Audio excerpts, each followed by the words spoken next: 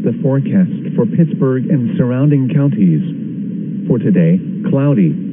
Highs in the mid-30s. For tonight, cloudy. Lows in the upper 20s. For Thursday, partly cloudy. Highs in the upper 30s.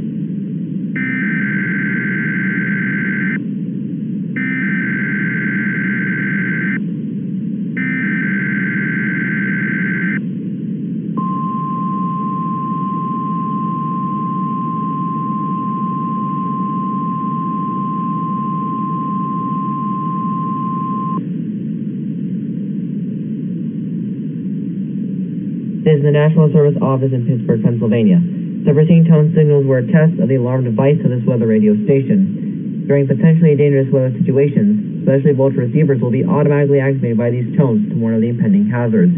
Tests of these receivers are normally conducted by the National Weather Service between 11 a.m. and 12 noon on each Wednesday. We serve parts of eastern Ohio, western Pennsylvania, and northern West Virginia. To find out what transmitters serve your county, visit weather.gov/pbz/transmitter. Again, that is weather.gov/pbz/transmitter. The National Weather Service now returns to a regular broadcast.